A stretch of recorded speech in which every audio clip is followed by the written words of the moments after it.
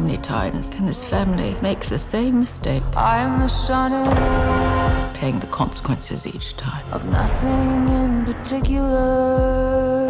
All I want is to be loved. It's all any of us want from you. What does one have to do to get some kindness in this family? In time, she will give up her fight and bend, as they all do. And if she doesn't bend, what then? She will break.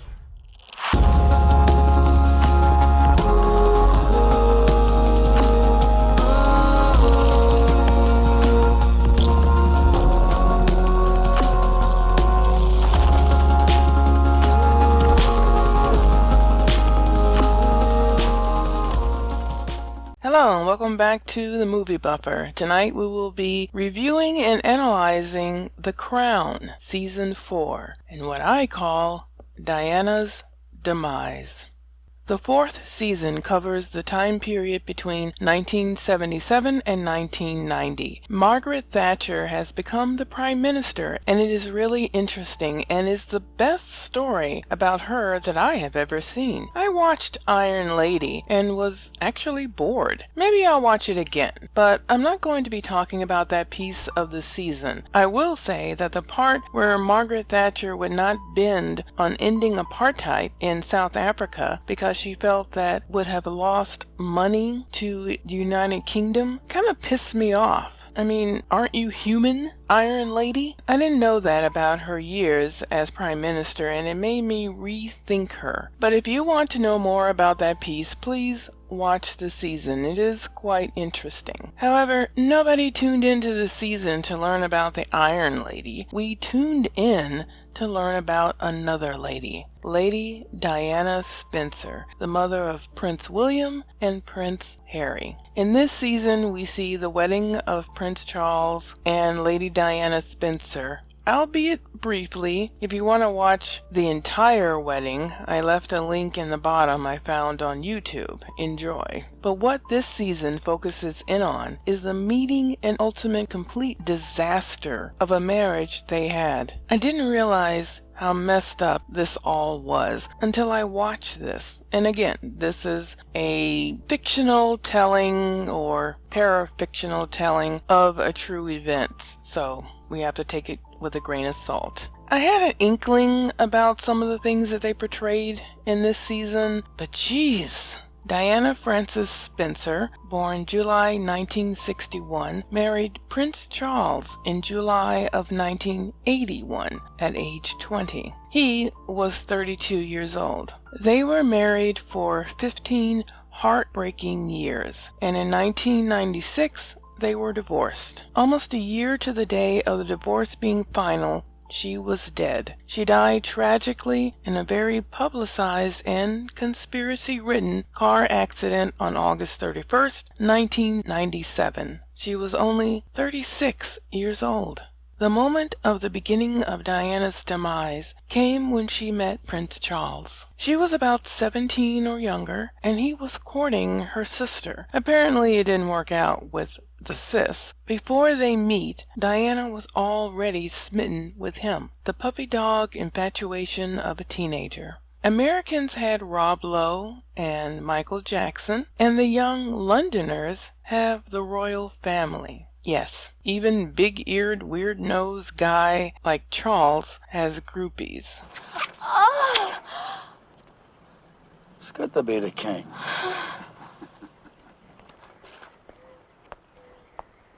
Charles, mind you, was already in love with someone else. His heart was full. You can have many loves, but there is only room in your heart for one person at a time. That person for Charles is Camilla Rosemary Shand, later Camilla Parker Bowles, after she ended up getting married. And now she is finally married to the apparent love of her life and is titled Duchess of Cornwall. When Charles becomes king, her title will change to Queen Consort. Consort? Consort? Yeah, that's an interesting title, but it simply means that he is the reigning king and she is his wife. She gets all the jewels and crowns like a queen without the ruling power like the current Queen Elizabeth II. Now back to Diana. The royal family needed Charles to get married and bear his heirs.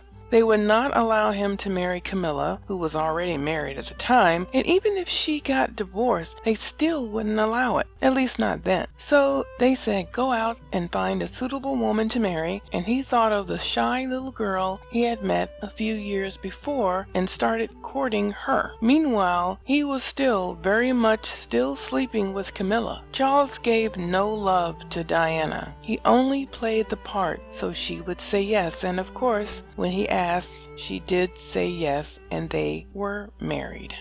Soon into the season's episodes, we find that Diana had bulimia. Bulimia is an emotional disorder involving distortion of your body image and an obsessive desire to lose weight, in which bouts of extreme overeating or followed by depression and self-induced vomiting, purging, or fasting. Anytime we see her depressed and lonely, she turned to food. She would scoff down tons of food and then throw it back up. Diana was depressed most of the time. She wanted and needed love from not only Charles, but the rest of the royal family, especially Queen Elizabeth. But the family was cold to her, and she was left alone most of the time. Charles was gone almost all of the time, and they only seemed to come together to procreate. As soon as Diana thought Charles was coming around to really loving her, he would turn cold again and leave her alone for months at a time.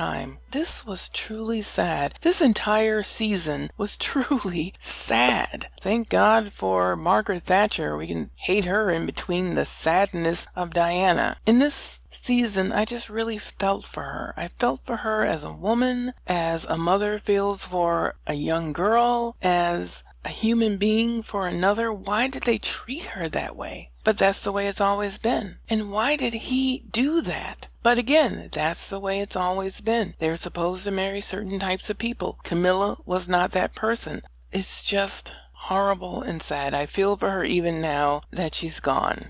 This marriage was doomed from the beginning. Despite the fact that Charles clearly showed no real love for Diana, Diana wanted to make the marriage last. She was holding on to the fantasy of this man, hoping he would one day wake up and recognize the beauty which was his wife. Alas, he never did. Diana only became a blockage of his heart goal to marry and be with Camilla. She was the wall that Camilla stood behind, his one true love.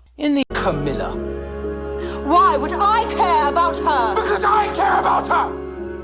Not the mother of your children. Don't bring the boys into this. All right. Not the woman you married! I refuse to be blamed any longer for this grotesque misalliance!